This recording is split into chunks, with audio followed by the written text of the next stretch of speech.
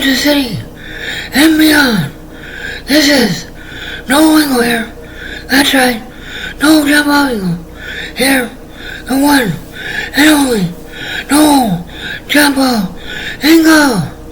And this is Today in Politics. Today in Politics, today's topic, rather, can you sue a judge in federal court? Well, in my experience, typically you can't sue a judge in federal court. In the United States federal court, anyway, for a judicial decision. You see, they have to made even if the decision you think is wrong. And I found out that the hard way, and not in their favor, because I've been pretty mad at the judge who had primarily handling my lawsuits in the Western District of Missouri, United States of America, federal court. See, first of all, the local area, to put it more simply, the federal court is broken down into districts, such as it is in Missouri, has 2 districts, and each of these districts have a bankruptcy court also, and I'm doing that.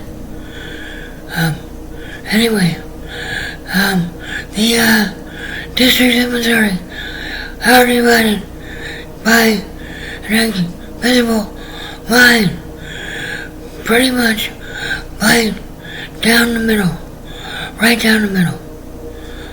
of Missouri, by Eastern, which covers St. Louis, and Western, which covers Kansas City, Missouri. And the Court of Appeals happens to fall in St. Louis, Missouri, and I think there's one in Iowa. I'm not sure. It is the 8th Circuit Court of Appeals. So with all that said, we are on our way to knowing how to sue a federal judge. Well, first you have to establish if you have a case or not.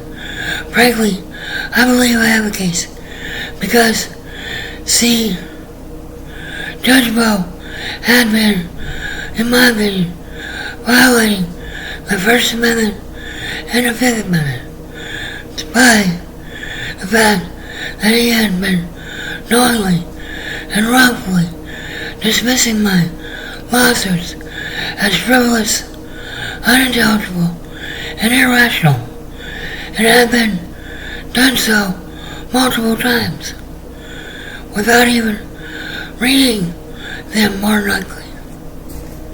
I need some water.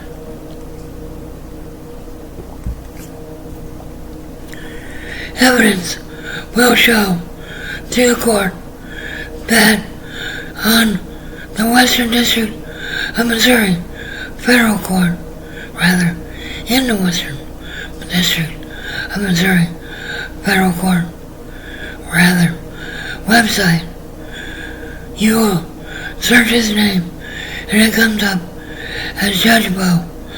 His courtroom is listed as multi-district litigation and class action, as he has not even listed to handle single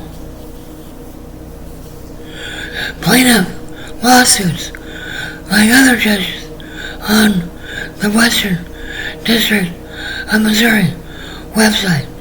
Now he has, but that doesn't mean he's listed as that, are listed as single plaintiff lawsuits, because as a pro se plaintiff, I'm not allowed to file a class action according to local court rules, as I recall. I don't know, from reading up on Judge Bo, I know he's a Democrat. Like me, I'm a Democrat. And he was nominated to be a federal judge by former President Barack Obama. Does that smell fishy to you? It sure does to me. Now, we're going to get into the code of conduct for federal court judges. And they call them canons. So, bear with me. Canon 2. A judge should avoid impropriety and the appearance of impropriety in all activities. B. Outside influence. A judge should not allow family, social, political. Can I get another one? Political. Can I get another one? Political, financial, or other relationships to influence judicial conduct or judgment.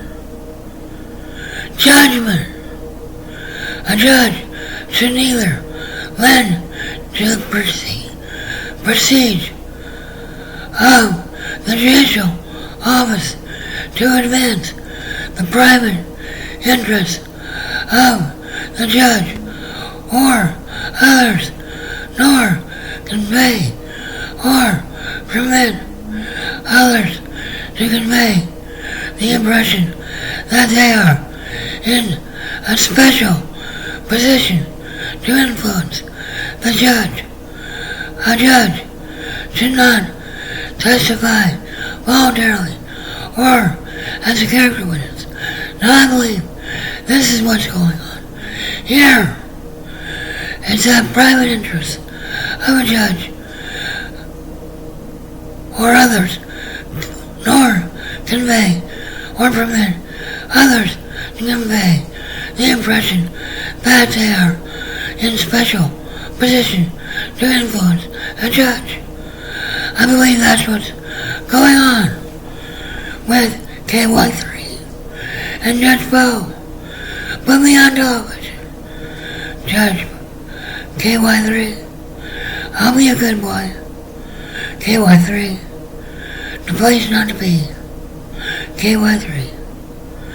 I personally believe that the other part in regards to Judge Bo is that he had allowed personal relationships like that with KY3 to interfere with judicial judgment, and he had been manipulated in such a way that it had been impossible for any legal relief, that the defendants, among others, likely have been participating in tampering and retaliatory actions they had chosen to have taken against me.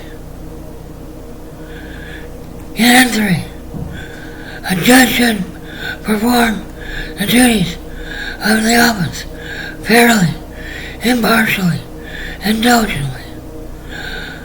A judge should accord every person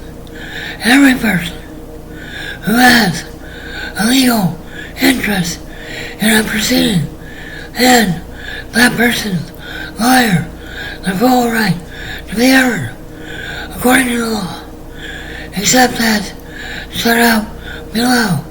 A judge should not initiate, permit, or consider ex parte communications. I need some more. Or consider other communications concerning a pending or impending matter that they have made,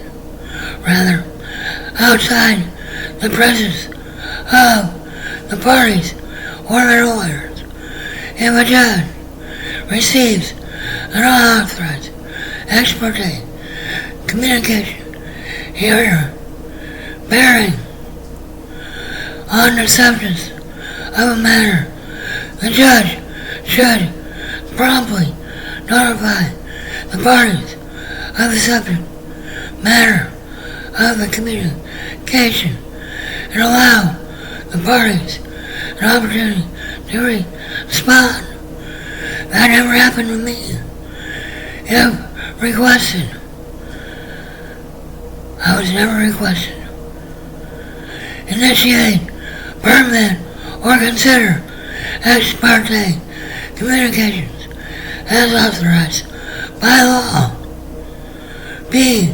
When circumstances require it, permit ex parte communications for scheduling, administrative, or emergency purposes, but only if ex parte communication does not address substantive matters and judge reasonably believes that no party will gain procedural, substantive, or tactical advantage as a result of the ex parte communication. If the defendants had been communicating by phone along with anyone claiming to have been representing me at the time and would have had a call log for them to use, wouldn't they? That would be substantial evidence to prove that the defendants have been talking to the Judge Bo, on my case, because they had to make an appointment, technically, according to the Code of Conduct, to speak to the judge. Wouldn't they? Wouldn't they? So, anyway, some of this stuff, Code of Conduct for judges, the state court judges have the same thing, which I'll get into later. So, have a good night. Have a good morning. Talk to you later. Bye. This has been Today in Politics with Noel, John Ball, and Go. Thanks for watching and listening to me rant away.